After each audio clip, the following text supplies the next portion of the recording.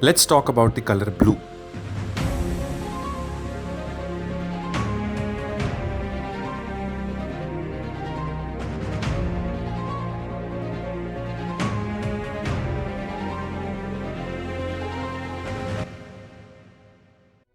Blue was considered a very important color in the European kingdoms. This was especially since the color blue was associated with Virgin Mary, Mother of Jesus Christ. During the medieval period, as Christianity spread through Europe, in order to assign divine role to Virgin Mary, her robes were painted blue in color. When Christianity further spread to other parts, blue as a color became strongly associated with purity, faithfulness, and divinity.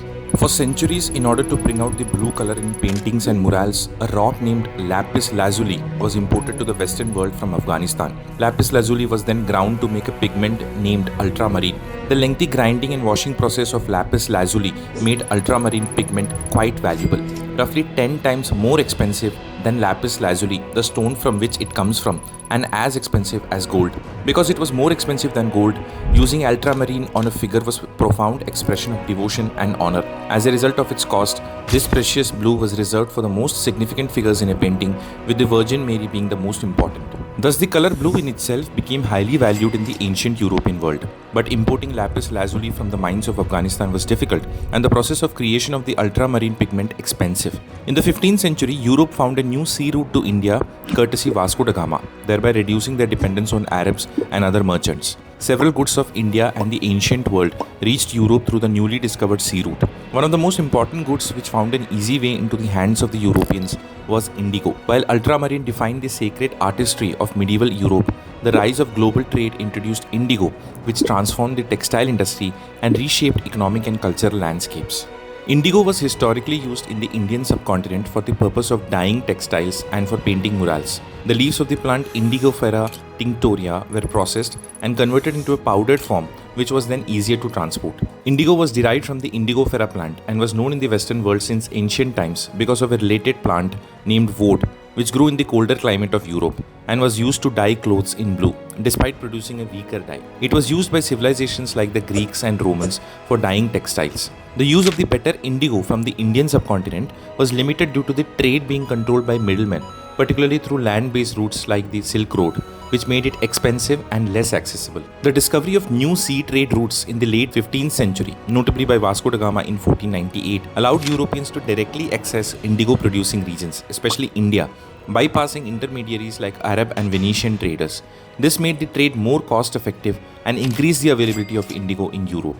The related plant woad, which was also being used in Europe simultaneously, produced a weaker dye and eventually got replaced by indigo from the Indian subcontinent. The dark blue of indigo dye was much prized both for its color and its quality of not discoloring when exposed to light. This property also made it ideal for repeated washing, further enhancing its appeal for practical applications like clothing.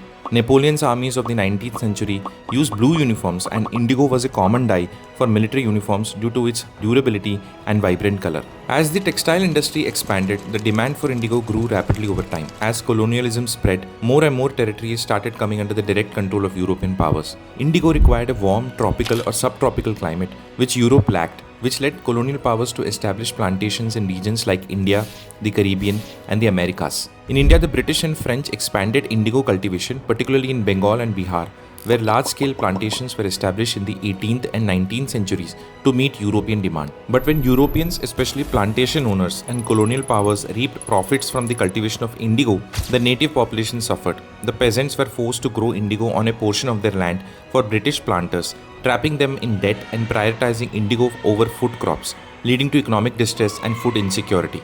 Other coercive practices such as physical intimidation, unfair contracts, and meager payments, coupled with a lack of legal recourse and the declining profitability of indigo due to emerging synthetic dyes, fueled peasant resistance.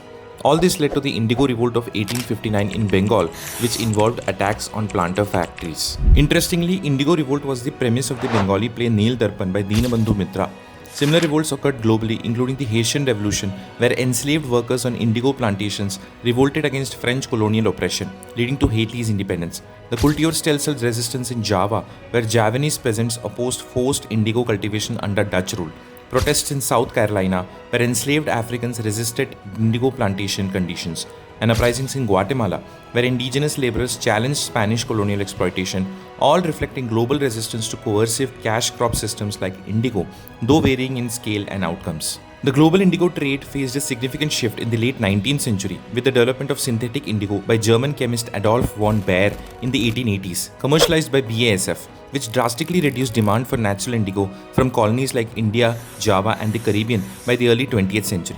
This transition alleviated some pressures on peasants but also disrupted local economies dependent on indigo, forcing colonial powers to pivot to other cash crops like tea and cotton. Culturally, indigo's vibrant blue still lives on in textiles like denim jeans, which is present everywhere on the planet, and traditional crafts such as Japanese shibori and West African adire. Today, indigo's legacy is being reimagined through sustainable and artisanal dyeing practices, reviving traditional methods in regions like India and West Africa, while its historical role in exploitation serves as a reminder of the human cost of colonial cash crop systems, informing modern discussions on ethical trade and environmental sustainability.